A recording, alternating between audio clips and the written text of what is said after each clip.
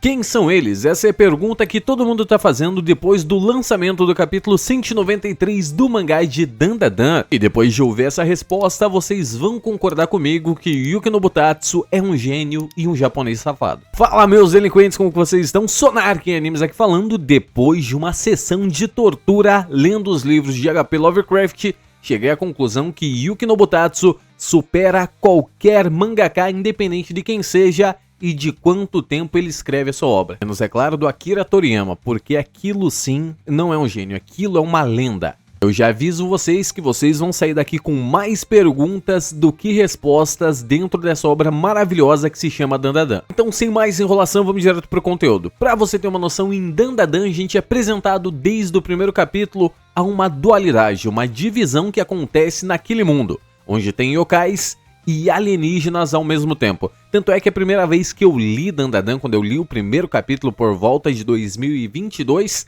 eu achei aquilo lá completamente confuso. Como que uma obra se baseia em dois tipos de criatura? Normalmente, para você ter uma noção, a gente simplesmente pegaria só yokais, igual um exemplo Kimetsu no Yaiba, ou simplesmente pegaríamos somente os alienígenas para definir quem são os inimigos em Dandadan. Para você ter uma noção, a gente já tá no capítulo 193, já indo para quase 5 anos de obra e não temos essa resposta até agora. Quem é o verdadeiro inimigo, alienígenas ou yokais? Ainda mais agora que apareceu a família Kito dizendo essas seguintes belas palavras no último quadro desse mangá. Já esperava que eles não fossem pessoas normais, mas não que eram os cretinos daquele lado. Questionamentos exatamente idênticos aos que os alienígenas da raça serponiana fez assim que identificaram o famigerado Conde Saint-Germain auxiliando os alienígenas da raça cor. E pouco tempo depois, por volta do capítulo 120 a 121 do mangá de Dandadan, o alienígena Rokuro acaba derrubando o seu comunicador antigo da raça serponiana.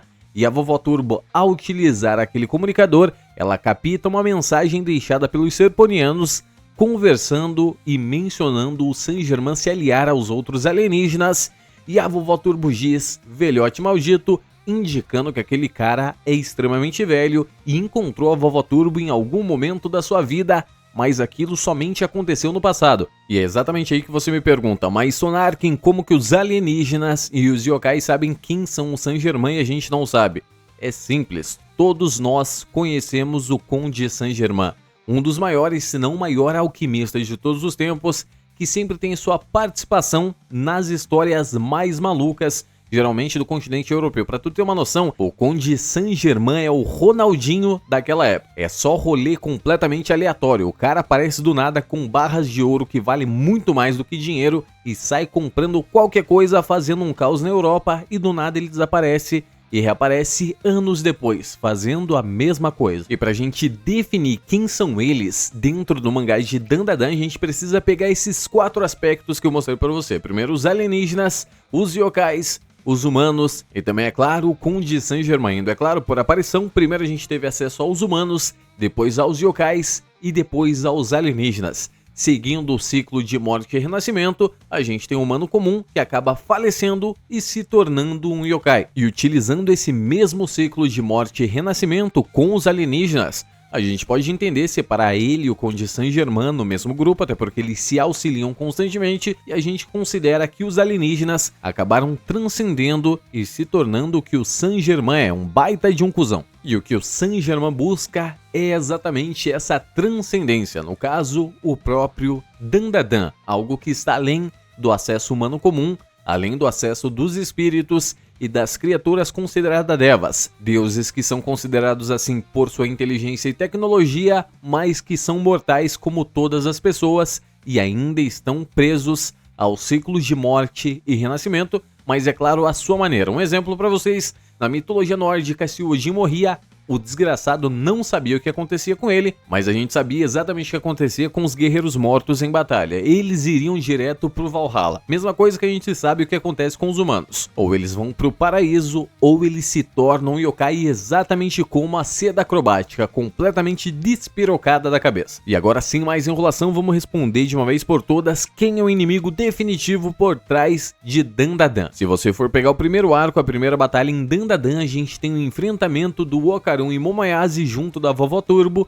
e descobrimos que a motivação dessa personagem é somente que ela queria ter o espaço dela, amaldiçoar a bilola das pessoas e cuidar das vítimas de acontecimentos femininos com muita brutalidade. Você entendeu exatamente isso que eu falei. A história avança um pouco mais e a gente tem a inclusão dos alienígenas serponianos na batalha, só que a motivação deles é muito rasa, eles querem apenas copular um pouquinho e perpetuar a sua espécie. No caso, eles querem voltar a se reproduzir e utilizam a Momoyase para tentar fazer esse tipo de coisinha. Então não, os alienígenas também não são os inimigos, ao menos essa espécie de alienígena. E a história vai avançando e a gente tem essas alternâncias entre personagens, entre inimigos, alienígenas e yokais. Sempre as duas coisas. Mas notem que apareceu pra gente uma criatura muito interessante no arco da Casa Amaldiçoada, que são chamados os Subterrâneos. E recentemente no mangá de Dandadan, por volta do capítulo 190, quando o Okarun deu aquela quicada no Quinta Sakata, um capítulo antes dele a gente teve a inclusão do nome Hazur, comandante-geral da Armada Cor.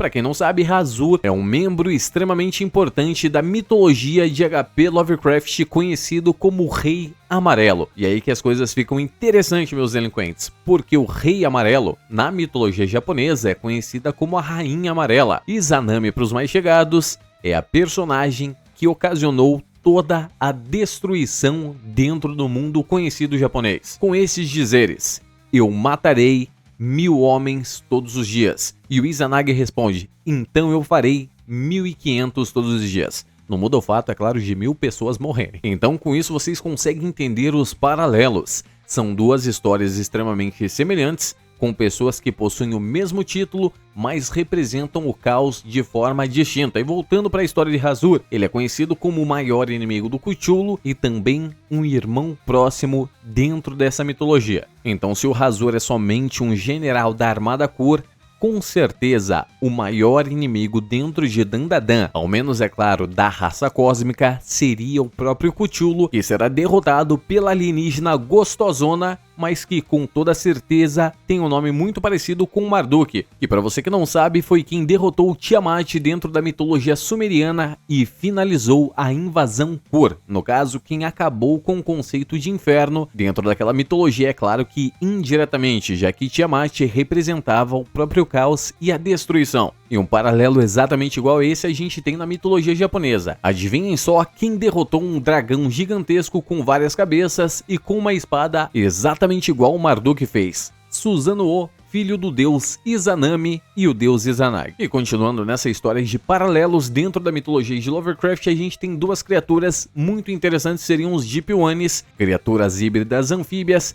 que seguem constantemente o Cthulhu e qualquer coisa que ele faz. E do outro lado do aspecto, a gente tem criaturas um pouco que contrárias a eles, que são conhecidos como os Kaiyans, os verdadeiros subterrâneos. Eles são simplesmente criaturas humanoides que foram humanos em algum certo momento da sua vida, mas ao decorrer do tempo, eles foram simplesmente esquecidos da história e após passar muito tempo debaixo da terra, eles acabaram desenvolvendo tecnologias extremamente avançadas, tendo acesso às outras dimensões e passam seus dias cultuando um deus abissal e fazendo sacrifícios subterrâneos a essa divindade. Também, é claro, eles fazem aquela coisinha grupal. Você sabe do que eu tô falando e por isso que todos os subterrâneos dentro de Dandadan são exatamente iguais e tem a mesma cara de bolacha. A Sonarkin, você me disse um monte de mitologia, um monte de história, mas eu ainda não entendi quem são eles em Dandadan. Eu sei, meu delinquente. Agora que eu vou finalizar essa resposta pra você, simplesmente eles em Dandadan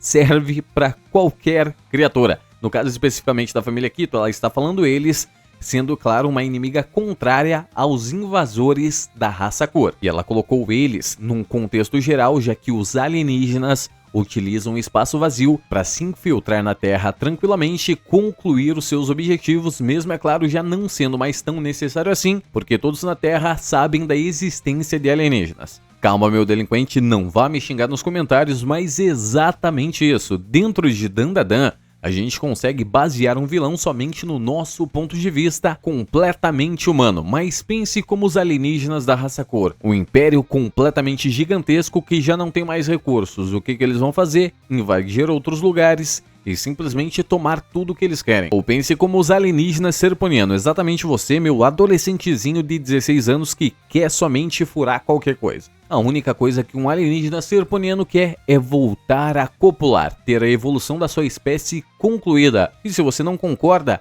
pense como a Voa Turbo, somente um yokai que vive no seu ciclo de sofrimento e quer apenas isso. E isso mostra o quanto Yuki Nobutatsu é um gênio completo, porque a gente tem pontos de vista de diversas espécies que consideram estar completamente correta no que está fazendo. Assim como os serponianos, quando tentaram arrancar as bananas de Momoyase, achavam que estava fazendo, ou como os subterrâneos, no caso a própria família Kito, ao tentar mandar o Jiji para o Isekai. Eles achavam que estavam fazendo certo, porque mesmo com essa ação drástica, eles protegiam uma cidade completa de uma erupção que destruiria ela por inteira. Então a resposta é simples demais. Por que Yuki Nobutatsu decidiu incluir os alienígenas cósmicos de Lovecraft? É porque eles são criaturas que transcendem o senso de bem e do mal. Até porque eles estão muito acima disso, exatamente igual aos alienígenas dentro do contexto de Dandadan. Cada um quer apenas o que quer e ponto final. Então a gente considera o inimigo quem a gente mais compactua com um ponto de vista. Que japonês sem vergonha, cara de pau. Deixe nos comentários aí para mim saber a opinião de vocês e eu vou responder cada comentário que você me enviar com toda certeza. Quem são os cretinos daquele lado? Muito obrigado a todos vocês que chegaram até aqui. Não se esqueça de se inscrever nesse canal maravilhoso e largar aquela dedada cósmica no botão do like que ajuda bastante. Mas é isso, e Sonar quem diz. Tchau!